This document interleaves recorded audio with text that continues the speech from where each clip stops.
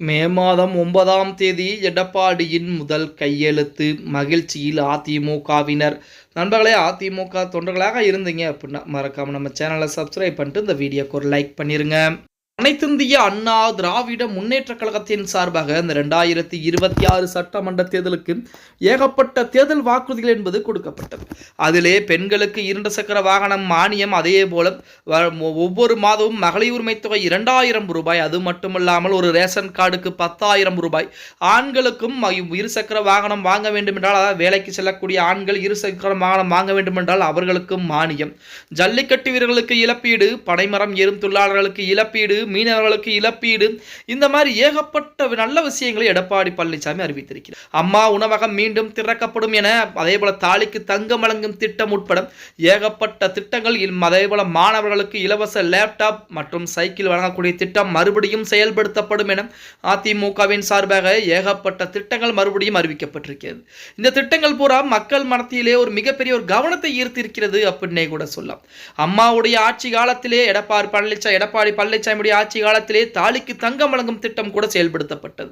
ஆனால் இப்பொழுது அதை அனைத்தும் நிறுத்திவிட்டது திமுக.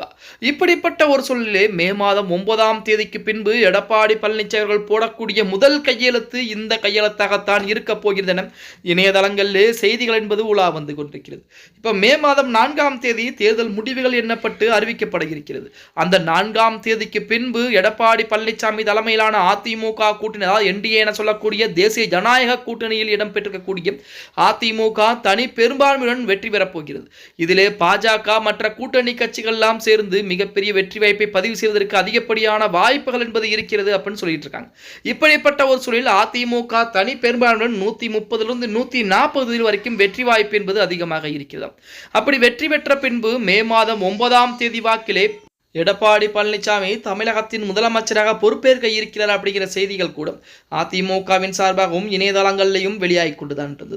அப்படி அதிமுக, அதாவது எடப்பாடி பழனிசாமி முதலமைச்சராக பொறுப்பேற்ற பின்பு மகளிருக்கு மாதம் 2000 ரூபாய் என்பது அதிமுக அறிவிப்பின்படி கொடுக்கப்படும் என முதல் கையெழுத்து அதற்காகத்தான் இருக்க போகிறது என செய்திகள் என்பது இணையதளங்களிலே உலா வந்து கொண்டிருக்கிறது. அதே போல ஸ்டாலின் அவர்கள் மீண்டும் முதலமைச்சராக பொறுப்பேற்கக்கூடிய ஒரு சூழல் என்பது ஏற்பட்டாலும் அவரும் மகளிர் உரிமை தொகை 2000 ரூபாய் அந்த கையெழுத்து தான் முதலிலே போட இருக்கிறார். அந்த மாதத்திலிருந்து, அதாவது இந்த மாதத்திலிருந்தே 2000 ரூபாய் என்பது வழங்கப்படுவதற்கு அதிகப்படியான வாய்ப்புகள் என்பது இருக்கிறது அப்படிங்கிற மாதிரி சொல்றாங்க.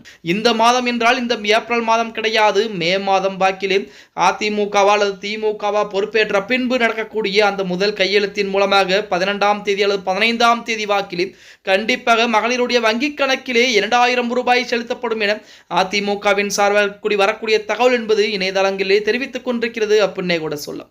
பொறுத்து பார்க்கலாம். ஓகே गाइस, வீடியோ பிடிச்சிருந்தா மறக்காம லைக் பண்ணுங்க. அப்படி நம்ம போடக்கூடிய வீடியோ பத்தின கருத்துக்களை கீழே மறக்காம கமெண்ட் பாக்ஸ்ல பதிவு நண்பா.